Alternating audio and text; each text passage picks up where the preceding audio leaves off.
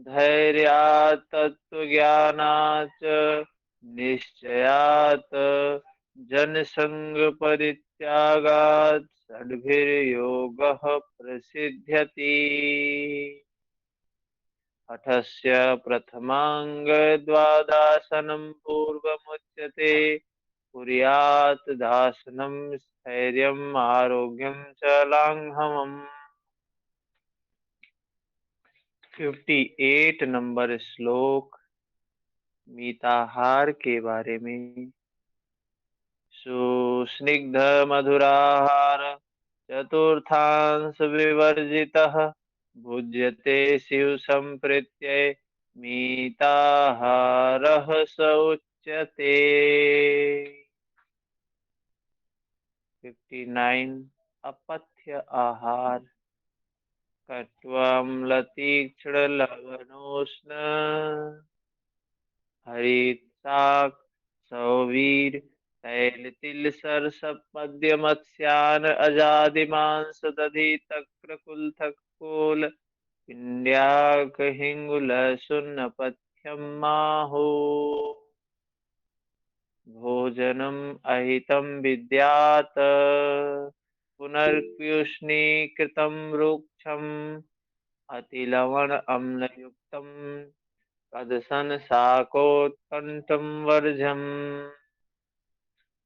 पथ्याहार गोधूमशालीयवषष्टिक शोभनात्रम् क्षीराज्यखंड नवनीत सीता मधुनि शुंठी पटोलक फलादिक पंचशाकम् मुद्रादिदिव्यमुदकं च यमीन्द्रपथ्यम्।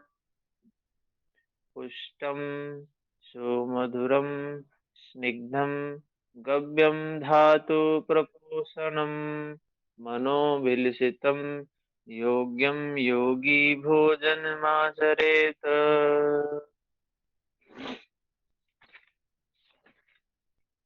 द्वितीय उपदेश प्रथम श्लोक।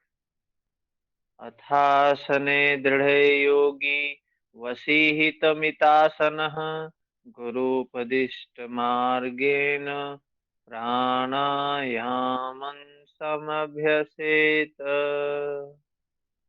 चले वाते चलं चित्तं निश्चले निश्चलं भवेत्।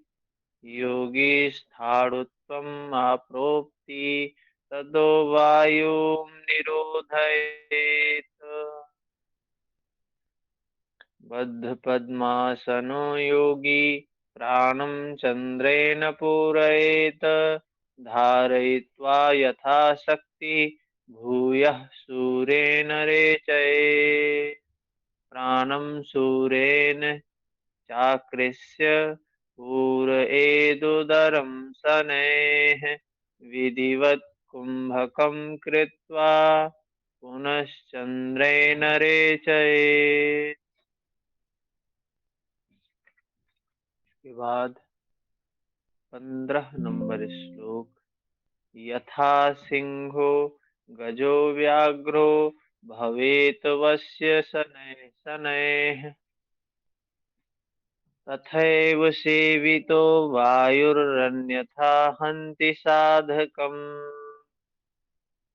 प्राणायामेन युक्तेन सर्वरोगक्षयो भवेत्। अयुक्ताभ्यासयोगेन सर्वरोगसमुद्भवः। यहाँ तक हम लोग अभ्यास किए हुए हैं। हठ प्रदीपिका के श्लोकों का अभ्यास भी कर रहे हैं, जिसमें आज दूसरे श्लोक का अभ्यास हमने ग्रुप में भेजा है। प्रणम्य श्री गुरुनाथम स्वात्मा रामेण योगिना केवलम राजयोगाय हठ विद्योपदिश्यते। श्रीनाथ गुरु को प्रणाम करके योगी स्वात्माराम केवल राजयोग की प्राप्ति के लिए हठ विद्या का उपदेश करते हैं। दूसरा ही श्लोक है। यहाँ स्पष्ट उद्देश्य बता रहे हैं हठ विद्या का कि राजयोग की प्राप्ति। ये श्लोक हमको आज अभ्यास करना चाहिए। जो ऑडियो भेजा है 2-4 बार उसको सुन लेना चाहिए। धीरे धीरे ऐसे ही हम श्लोकों को याद करते हैं।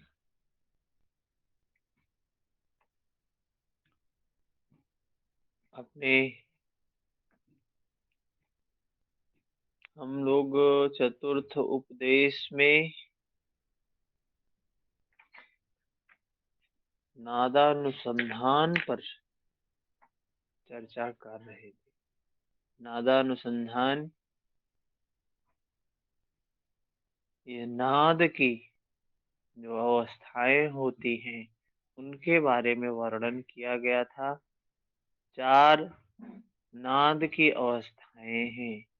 आरंभा, घटा, परिचया और निष्पत्ति। ये चारों अवस्थाओं के बारे में देख। स्वात्मा राम जी क्या बोलते हैं कि यह नादानुसंधान की जो साधना है, तत्व ज्ञान को पाने में जो असमर्थ है, विविध प्रकार के समाधि मार्गों को बतलाकर, जैसे क्या बताया, केवल कुंभक बताया, इससे भी राजयोग प्राप्त होता है। फिर क्या बताया, सांभवी मुद्रा बताया, किससे भी प्राप्त होता है। खेचरी मुद्रा बताया, इससे भी बताया कि प्राप्त होता है। लेकिन फिर कहते हैं जो तत्व ज्ञान को पाने में असमर्थ हैं, सामान्य लोगों के लिए उपयुक्त, ये नादानुसंधान का वर्णन करते हैं, नाद की उपासना का वर्णन करते हैं।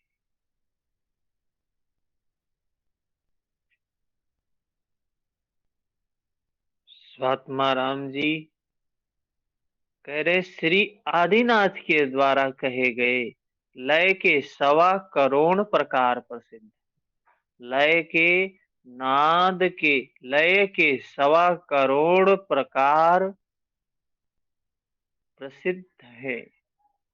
लय का मतलब क्या है, समापत्ति की बात कह रहे हैं, ऐक्य की बात कह रहे हैं, एकता की बात कह रहे हैं कि एक होना। लय मतलब मिल जाना। बूंद समानी समुद्र में, जैसे बूंद समुद्र में समा जाती है तो समुद्र ही हो जाती है। ये एक लय है। बूंद जब तक अलग है तब तक उसका एक अस्तित्व है, लेकिन जैसे ही वो समुद्र में मिली उसका अस्तित्व समाप्त हो गया, लय हो गया। बूंद का समुद्र में लय हो गया। तो वैसे ही स्वात्मा राम जी कह रहे हैं कि आदिनाथ के द्वारा लय के 1.25 करोड़ प्रकार प्रसिद्ध है। भिन्न भिन्न तरीके से लय होता है। चित्त उस नित्य के साथ में, मन उस नित्य के साथ में लय जो होने की, एक होने की प्रक्रिया है, वो 1.25 करोड़ प्रकार प्रसिद्ध है। लेकिन उनमें से एक नादानुसंधान को ही हम मुख्यतः मानते हैं। ये जो नाद द्वारा लय होना, ये बहुत महत्वपूर्ण है। नाद के सहायता से, नाद की मदद से जो चित्त लय होता है, उसकी महत्ता का वर्णन कर रहे हैं। मुख्य मुख्य है ये। कैसे होना है नाद, चित्त नाद के द्वारा कैसे लय होगा, कहते हैं मुक्तासने स्थितो योगी मुद्रां संधाय शांभवी। मुक्तासन में बैठकर, मुक्तासन का मतलब है सिद्धासन, कह रहे हैं सिद्धासन में बैठकर सांभवी मुद्रा धारण। संभवी मुद्रा में हमने देखा था दृष्टि बाहर की ओर थी, लक्ष्य भीतर की ओर था।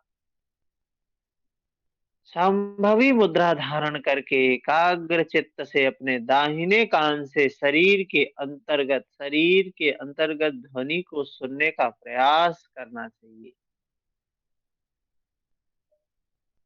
इसके बाद बात क्या करते हैं, कैसे सुनना है, आगे प्रक्रिया में बताते हैं। संभवी मुद्रा में जो बताया उसके बाद कहते हैं कि दोनों कानों को, दोनों आंख को, दोनों नासिका को, मुख को बंद करने का अभ्यास करें। अर्थात क्या है ये? सन्मुखी। ये क्या कह रहे हैं? प्रत्याहार की बात कह रहे हैं। मतलब दोनों कान, दोनों आंख, दोनों नाक, मुख, ये प्रत्याहार की बात कह रहे हैं कि इंद्रियां जो बाहर की ओर विचरण करती हैं, इंद्रियां बाहर की ओर घूमती हैं, वो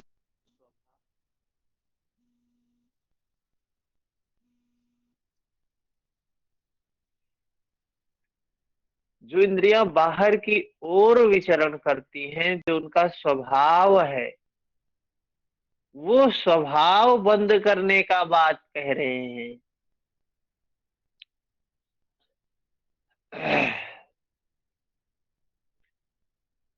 अच्छा एक बात बताएं, हम आंख बंद कर ले, कान बंद कर ले, नाक बंद कर ले, तो क्या विषय बंद हो जाते हैं? विषय तो आते रहते हैं मन में, तो विषय मन में होते हैं, चित्त में होते हैं, वो तो आते ही रहते हैं। तो ये इस कहने का तात्पर्य ये है कि जो विषयों के पीछे भागने का जो स्वभाव है इंद्रियों का, वो स्वभाव बंद करने की बात कह रहे हैं इनडायरेक्ट वे में। और उस जो स्वभाव बंद हो जाएगा तो क्या होगा? कुछ अभ्यास के बाद विशुद्ध सुषुम्ना मार्ग में स्पष्ट पवित्र नाद सुनाई देता। ठीक है। जी बहुत अच्छे से बताया आपने। वही तो मैं सोच रहा था, अगर इनको बंद कर लिया जाएगा तो सफोकेशन मालूम होगा, लेकिन आपने उसको इतने अच्छे से बताया, वो सही अर्थ बताया आपने, बिल्कुल वही होगा जो आप बता रहे हैं। धन्यवाद। साधना में बातें शब्द कुछ होते हैं और भाव कुछ होता है, लेकिन हम उनको समझ नहीं पाते हैं कि क्या कहना चाह रहे हैं। जी जी। कहा तो कुछ है, इसीलिए कहा ना कि गुरु उपदिष्ट मार्गेण। अब लोग सन्मुखी मुद्रा, पिछले क्लास में शायद मैंने भी बताया था सन्मुखी मुद्रा। तो ये वास्तविकता तो ये है कि सन्मुखी मुद्रा का मतलब जो विषयान्मुख हमारी इंद्रियां हैं उनको विषयाभिमुख कर देना, प्रत्याहार की स्थिति है। इतना बताने के बाद क्या बताया कि सांभवी मुद्रा धारण करके सिद्धासन में, मुक्तासन में बैठकर सांभवी मुद्रा धारण करके हमको नाद को सुनना चाहिए प्रत्याहार की स्थिति में, विषयों से विमुख करके, इंद्रियों को विषयों से विमुख करके सिद्धासन में बैठकर सांभवी मुद्रा को धारण करके। सांभवी मुद्रा जो कहा गया है वो भी वही प्रत्याहार की ही बात है। हमने बताया था सांभवी मुद्रा में कि हम हैं तो बाहर, लक्ष्य भीतर है तो बाहर, लक्ष्य भीतर है, इन विषयों के पीछे नहीं भाग रहे हैं, लक्ष्य भी भीतर की तरफ है। लक्ष्य विषय नहीं है, लक्ष्य नित्य है, शाश्वत है, सनातन है। तो सभी योगों में ये नाद की जो अवस्थाएं बताई गई, आरंभावस्था, घटावस्था, परिचयावस्था, निष्पत्ति अवस्था, ये 4 अवस्थाएं होती हैं। हम पहली अवस्था के बारे में देख रहे हैं। प्रथम अवस्था क्या है नाद की? कहते हैं अथ आरंभावस्था।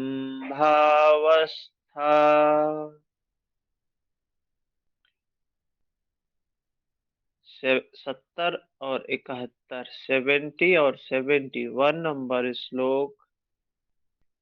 ब्रह्म ग्रंथेर्भवेत् भवेद्वेदो रानन्दः शून्यसम्भवः विचित्रः कृन्नको देहे अनाहतः श्रूयते ध्वनिः दिव्यदेहश्च तेजस्वी दिव्यगन्धस्त्वरोगवान्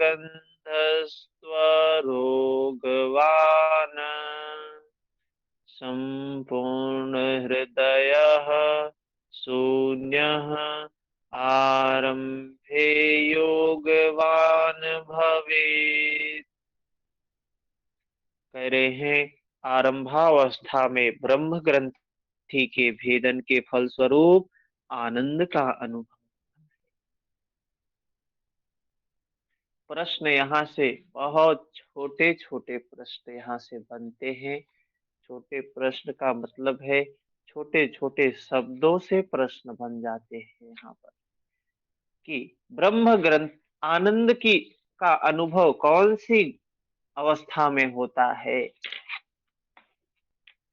ब्रह्म ग्रंथि का भेदन कौन सी अवस्था में होता है, नादानुसंधान की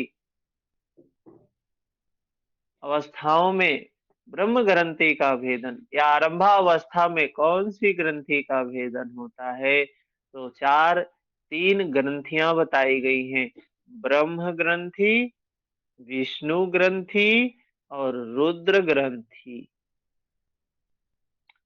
योग के इस नाद के आरंभावस्था में ब्रह्म ग्रंथि का भेदन। पहली बात ब्रह्म ग्रंथि का। दूसरा आनंद का अनुभव होता है। दूसरी बात कह रहे हैं आनंद का अनुभव होता है। तीसरी बात क्या है, शरीर अर्थात अंतः शरीर में शून्य संभूत असाधारण क्या है, झन झन रूप अनाहत शब्द सुनाई पड़ता है। कह रहे हैं वो अनाहत शब्द सुनाई देता है, झन झन रूप, क्षण क्षण रूप अनाहत शब्द सुनाई देता है। तीसरी बात बताया। उसके बाद योगी का शरीर, जो योगी है उसका शरीर क्या हो जाता है, दिव्य देह वाला हो जाता है, ओजस्वी हो जाता है, दिव्य गंध वाला हो जाता है, अरोगी हो जाता है, प्रसन्न चेतस शून्यचारी हो जाता है। ये है लाभ बताए हैं। आरंभा अवस्था प्राप्त होने के बाद जब प्राप्त होती है तो ये कुछ लक्षण हैं, लक्षण हैं जिसमें क्षण क्षण ध्वनि सुनाई देती है और शरीर दिव्य हो जाता है, दिव्य शरीर पूरा तेजस्वी ओजस्वी शरीर हो जाता है। शरीर में दुर्गंध नहीं रह जाती है, सुगंधित हो जाता है, दिव्य गंध से सुगंधित हो जाता है और सारे रोग समाप्त हो जाते हैं। वह साधक रोगी नहीं होता है, निरोगी हो जाता है और प्रसन्न चेतना, प्रसन्न चेतना का मतलब वो आनंद की स्थिति की बात कह रहे हैं। और ऊपर भी बताया आनंद का अनुभव होता है, प्रसन्न चेतस हो जाता है, तो ये लाभ बताया आरंभावस्था का।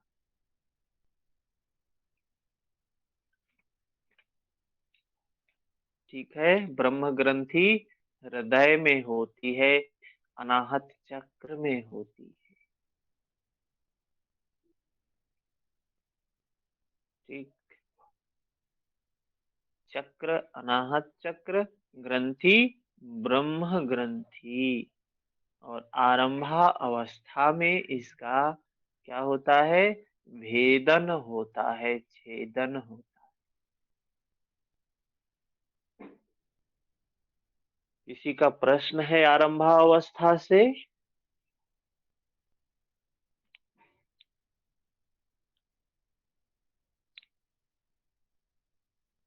सर जी एक बार और एक्सप्लेन कर दीजिए।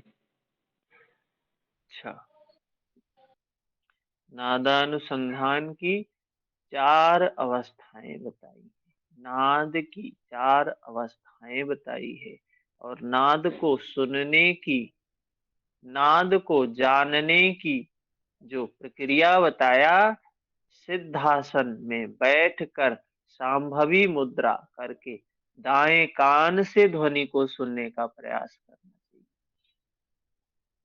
षण्मुखी मुद्रा मतलब इंद्रियों को विषयों से विमुख करने की बात कह रहे हैं। और नाद का मतलब क्या है, लय में विस्मृत हो जाना, लय में विषय विस्मृत, विषयों से विषयों को भूल जाना, नाद में एक हो जाना, उसकी बात कह रहे हैं। अभी आगे नाद की महिमा का वर्णन करेंगे, नाद के प्रकार का वर्णन करेंगे, तमाम उदाहरण देकर नाद के बारे में समझाएंगे, कैसे चित्त नाद में एक होता है। तो आरंभा अवस्था में बता रहे हैं कि 3 जो ग्रंथियां होती है, वैसे तो चक्र तो मूलाधार चक्र, स्वाधिष्ठान, मणिपुर, अनाहत, विशुद्धि, आज्ञा, ये 6, 7, 9 कहीं बताए गए हैं। चक्रों की तो संख्या इतनी होती है, लेकिन ये ग्रंथि है जिसमें 3 ग्रंथियां बताई गई हैं, ब्रह्म ग्रंथि, विष्णु ग्रंथि, रुद्र ग्रंथि। ब्रह्म ग्रंथि हृदय चक्र से संबंधित है, अनाहत चक्र से संबंधित है, हृदय काश से संबंधित है। तो यहाँ इसका कह रहे हैं वेदन होता है आरंभा अवस्था में, हृदय चक्र का, ग्रंथि चक्र ब्रह्म ग्रंथि का भेदन होता है और आनंद का अनुभव होता है। जब हृदय ग्रंथि का वेदन होता है तो आनंद का अनुभव होता है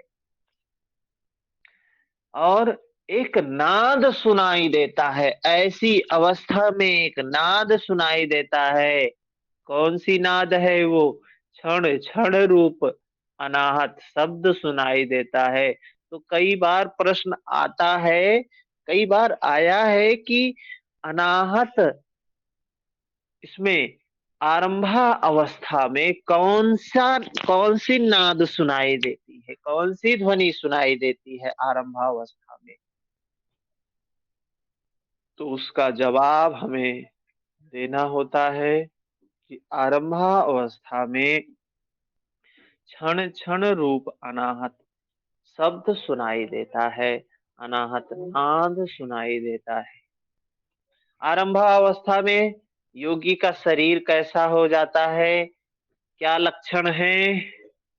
तो दिव्य देह हो जाता है, ओजस्वी हो जाता है, तेजस्वी, दिव्य गंध, निरोगी, प्रसन्न चेतस। ये प्रश्न आए हुए हैं कि आरंभा और उसमें दिव्य गंध या ओजस्वी शरीर नाद की कौन सी अवस्था में हो जाता है, ऐसे प्रश्न आए हुए हैं यूजीसी नेट में।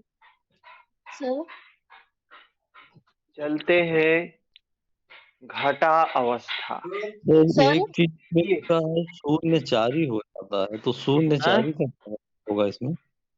प्रसन्न चेतस एवं शून्यचारी, तो शून्यचारी का यहाँ क्या मतलब होगा? प्रसन्न चेतस एवं एवं शून्य चार। तो शून्यचारी का क्या यहाँ मतलब होगा? शून्यचारी का मतलब वो अवस्था है कि जहां शून्य की अवस्था, वही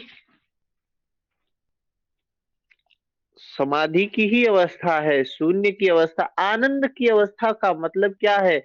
जहां विचार नहीं है, वितर्क समाप्त हो गया, विचार समाप्त हो गया। न वितर्क है न विचार है, न पॉजिटिव है न निगेटिव है, आनंद है वो अवस्था, शून्य की अवस्था। चेतना रहित अवस्था। शून्यचारी मतलब ऐसी अवस्था में चरण करने लगा वो, जो शून्य है, ना पॉजिटिव है ना निगेटिव है, ना अच्छा है ना बुरा है। नाद की यह पहली अवस्था है जिसका लाभ ये भी बोला, क्या हो जाता है? शून्यचारी हो जाता है।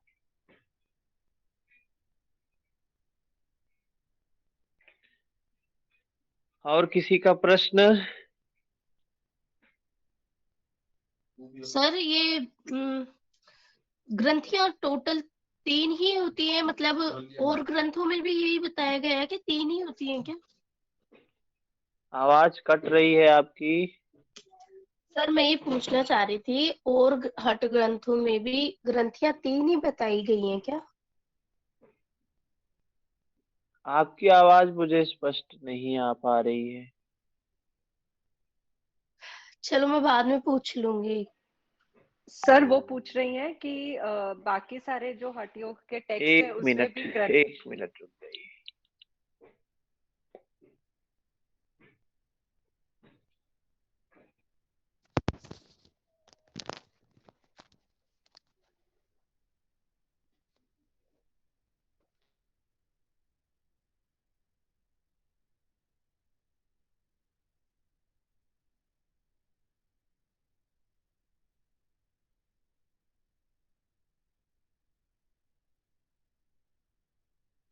जी जी, अभी आवाज आ आवाज रही आ है। रही है सर मेरी?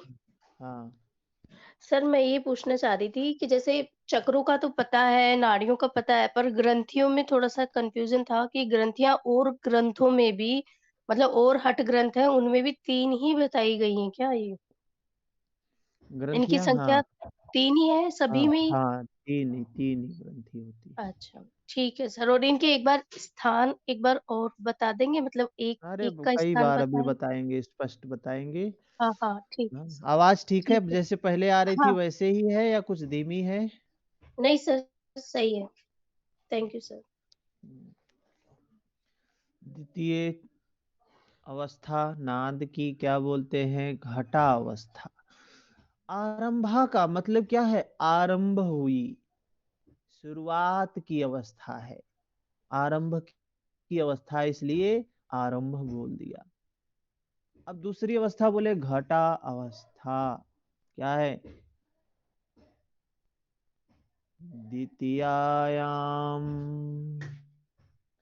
घटीकृत्य वायुर्भ वायुर्भवति मध्यगः दृढ़ासनो भवेद्योगी ज्ञानी देव समस्तदा। विष्णु ग्रंथे स्ततो भेदात् परमानंद सूचकः अतिशून्ये विमर्दश्च भेद भेरी शब्दस्तदा भवेत्। दूसरी अवस्था है घट घट अवस्था, जिसको बोला घटावस्था। इस घटावस्था में योगी के आसन में दृढ़ होने पर आसन में दृढ़ होने पर, दृढ़ासनो ऐसा शब्द बोला है, दृढ़ासनो। आसन में दृढ़ होने पर विष्णु ग्रंथि के भेदन से, इसमें क्या होता है, आसन में दृढ़ होने पर विष्णु ग्रंथि का भेदन होता है। विष्णु ग्रंथि का भेदन होता है के फलस्वरूप क्या होता है, निबद्ध वायु, वो जो वायु थी अभी कहाँ थी, अभी प्राण की अवस्था कहाँ थी, आनंद का अनुभव। आनंद का अनुभव मतलब ना बाहर है ना भीतर है, शून्य की अवस्था थी। पहले में शून्य की अवस्था थी, प्राण रुका हुआ की अवस्था थी, शून्य की अवस्था थी, जिसमें आनंद का अनुभव था। दूसरे में क्या बता रहे हैं, वो प्राण जो ना बाहर था ना भीतर था, अभी क्या होता है, वो प्राण सुषुम्ना में संचार होता है। घटा अवस्था में प्राण सुषुम्ना में चला जाता है।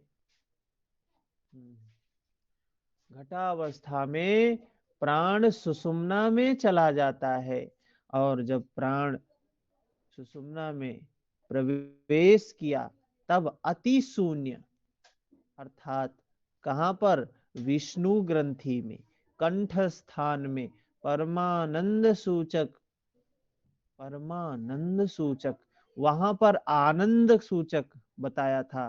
पहले में आनंद का अनुभव होता था, लेकिन घटा में तो उससे ज्यादा ही होगा। जो चीज आरंभा में हुई है, घटा में तो उससे एक कदम आगे ही होगा ना। तो घटावस्था में क्या बोलते हैं, परमानंद सूचक, परम आनंद का सूचक भेरी वाद्य यंत्र सुनाई देता है। परमानंद सूचक वाद्य यंत्र सुनाई देता है। वहां पर क्या सुनाई देता था, क्षण क्षण की आवाज सुनाई देती थी। ब्रह्म ग्रंथि का भेदन हुआ था, यहाँ पर विष्णु ग्रंथि का भेदन हुआ है। विष्णु ग्रंथि कंठ स्थान में है, उस कंठ स्थान में परमानंद सूचक भेरी, भेरी की आवाज, वाद्य यंत्र जिसको भेरी कहा है, एक प्रकार का वाद्य यंत्र होता है, अनेक प्रकार के मिश्रित नाद सुनाई देते हैं। और योगी की अवस्था कैसी हो जाती है, योगी की अवस्था कैसी हो जाती है, योगी की अवस्था के बारे में कहते हैं, योगी ज्ञानी हो जाता है।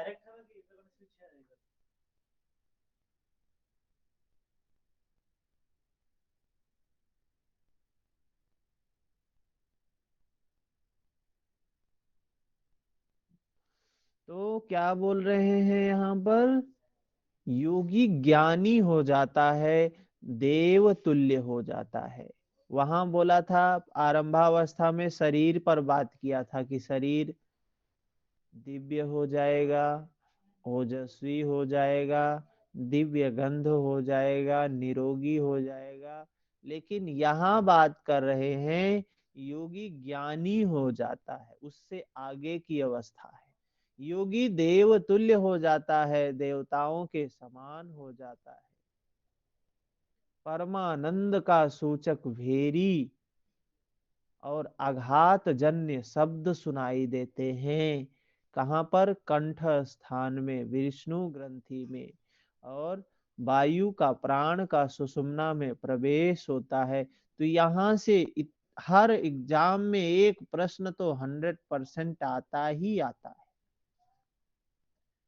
चारों अवस्थाएं, आरंभा, घटा, परिचय, निष्पत्ति, कभी कभी सीक्वेंस पूछ लिया, कौन सी ग्रंथि का भेदन किस किस अवस्था में होता है ये पूछ लिया, कौन सी नाद सुनाई देती है कौन सी अवस्था में ये पूछ लिया। लाभ क्या प्राप्त होता है, योगी ज्ञानी हो जाता है, कौन सी अवस्था में होता है, घटा अवस्था में होता है। योगी देव तुल्य हो जाता है, घटावस्था में होता है। ठीक है, तो ये है कुछ लाभ बताए गए हैं, जिसमें यहाँ से किसी का प्रश्न है तो बताएं। सर ये जो भेरी होता है, भेरी, हम्म, इसकी आवाज के संबंध में कुछ हम लोगों को पता नहीं कि कैसी आवाज होती होगी, तो इसके संबंध में अगर कुछ पता हो तो बताएं, कैसी आवाज होती है भेरी। भेरी एक प्रकार का वाद्य यंत्र होता है, किसी के यहाँ प्रयोग में किया जाता है भेरी। सर भैया किया नगाड़ा जाता भी है। तो इसको हाँ किया जाता है। क्या सर है कुछ उसको मुंह से फूका जाता है और बहुत तेज आवाज होती है। सर इंग्लिश में शायद उसे केटल ड्रम कहते हैं।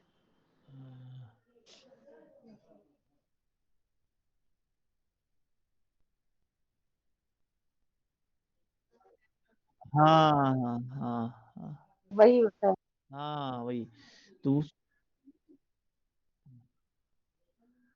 हाँ हाँ पहले जो बजाया जाता है शुरुआत में। हाँ बिल्कुल तो बिल्कुल बिल्कुल। तुतारी रणसिंह को तुतारी बोलते भी हैं, बोलते हैं उसे, तुतारी। रणसिंह भी तो बोलते हैं सर उसको। हाँ, तो वो आवाज जो होता है आघात जन्य शब्द होता है, कितना तीव्र होता है, कितना तीक्ष्ण होता है।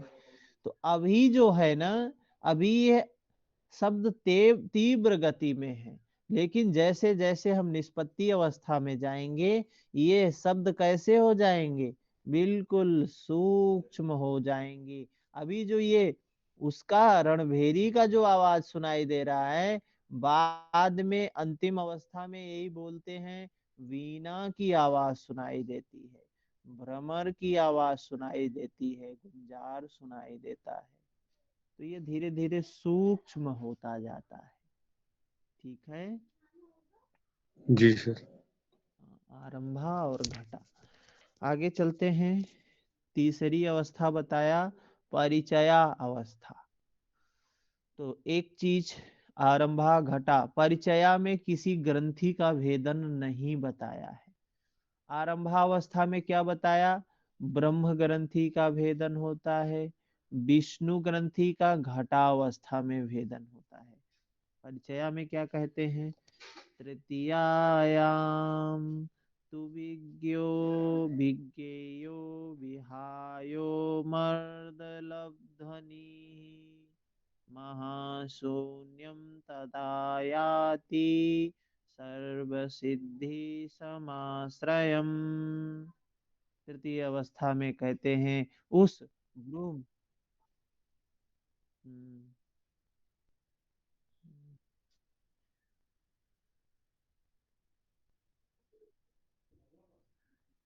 आरंभावस्था में ब्रह्म ग्रंथि,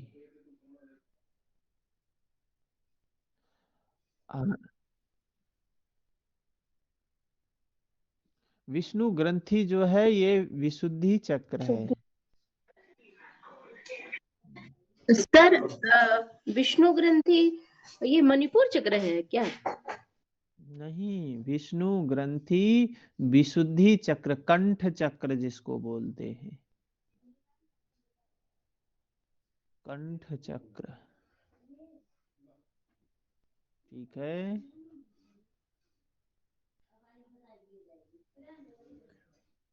आगे चले। सर ये 3 ग्रंथियां हैं और ये स्टार्ट हृदय चक्र से होती है, हृदय चक्र, फिर कंठ चक्र और थर्ड आज्ञा वाली चक्र, कहाँ आती है सर? आज्ञा चक्र, आज्ञा आज्ञा चक्र चक्र, जिसको मतलब रुद्र 3। ग्रंथि। हाँ 3 ही ग्रंथियां हैं, है ना, ब्रह्मा विष्णु और रुद्र। हाँ और ये 3 3 ग्रंथि। स्थान है, ऊपर ऊपर की तरफ से हैं ये इसके स्थान। हाँ हाँ। ठीक है सर। तो परिचयावस्था आरंभा घटा, परिचयावस्था में तृतीयायाम तु विज्ञेयो विहायो मर्दलब्ध्वनिः महाशून्यम तदा याति सर्वसिद्धि समाश्रयम्। तृतीय अवस्था में बोल रहे हैं कि उस भ्रू मध्य में ढोल की ध्वनि जैसा नाद सुनाई देता है। तो अभी हमने देखा ना, मेन तो खेल प्राण का है। यहाँ बताया कि प्राण ब्रह्म ग्रंथि का भेदन करता है, ठीक है। फिर घटा में क्या बताया, विष्णु का भेदन करता है, ठीक है। अभी किसका भेदन करना चाहिए तृतीय अवस्था में? करना तो चाहिए रुद्र ग्रंथि का, तीसरी ग्रंथि का भेदन करना चाहिए ना, लेकिन करता नहीं है। क्या होता है, प्राण यहाँ भ्रू मध्य आकाश में उस तृतीय ग्रंथि में पहुंच जाता है।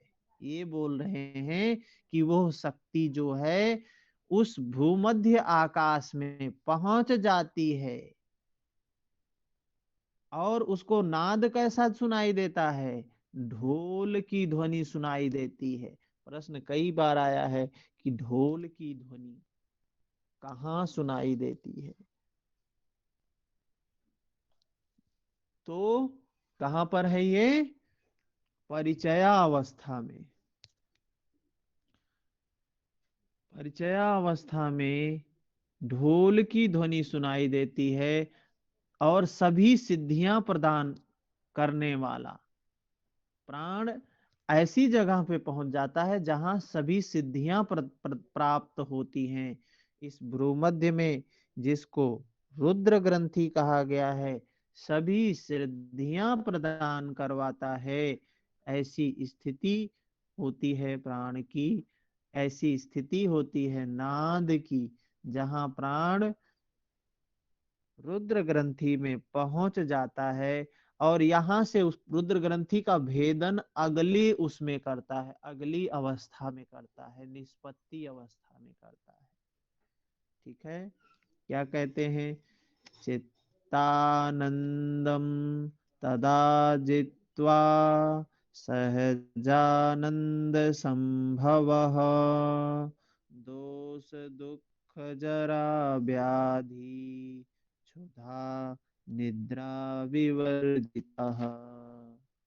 कहते हैं चित्त वृत्ति के आनंद अनुभव से ऊपर उठकर, अभी पीछे बताया था आरंभावस्था में आनंद का अनुभव होता है, घटावस्था में परमानंद अनुभव होता है, लेकिन परिचयावस्था में आनंद से ऊपर उठ गया। वितर्क विचारानंदा, आनंद से ऊपर अस्मिता की स्थिति है, वहां चला गया। उस उठकर दोष दुख जरा व्याधि क्षुधा निद्रा आदि से रहित परमानंद सहजानंद की स्थिति प्राप्त होती है। ऐसी बात कहा कि आनंद के अनुभव से ऊपर उठ गया, परम आनंद की स्थिति में आ गया है। ठीक है, तो ऐसी स्थिति प्राप्त होती है यहाँ पर परिचया अवस्था में। ठीक है भैया, तो इसके लाभ में हम क्या लिखेंगे? जैसे पहले वाले में जैसे उसने बताया, दोनों में। हाँ, इसका लाभ यही है कि ये जो है इस जो प्राण जो है सभी सिद्धि प्रदान करने महाशून्य में पहुंचता है, शून्य में पहुंच जाता है, उस चक्र में उस ग्रंथि में रुद्र ग्रंथि में पहुंच जाता है। और यही इसमें बताया गया, इसका बहुत ज्यादा कुछ नहीं है इससे संबंधित। और इसमें जो ये बताया गया लाभ की दुख जरा व्याधि क्षुधा निद्रा इससे रहित अवस्था होती है। श्लोक में जो बताया गया है 65 नंबर श्लोक में, ठीक है, उस तरीके का लाभ इसमें नहीं बताया गया। जैसे इसमें दिव्य देह ओजस्वी आरंभ अवस्था में योगी ज्ञानी हो जाता है, देवतुल्य हो जाता है, इस प्रकार से इसमें ऐसा कुछ नहीं बोला है। लेकिन ये कुछ निगेटिव बातें बताई है, बुढ़ापा ज्वर व्याधि भूख निद्रा आदि से रहित हो जाता है। ऐसी अवस्था आ जाती है कि ये चीजें प्रभावित नहीं कर पाती हैं योगी को। ठीक है, तो 3 इसको कल समाप्त करेंगे, नाद की बात।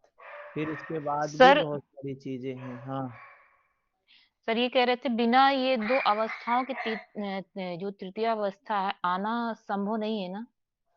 वो तो स्टेप होता है ना, पहली के बाद जी दूसरी, दूसरी के बाद तीसरी, तीसरी के बाद चौथी। जी जी। एक स्टेप से ही चीजें होती है, क्रम से ही होती है। ठीक है।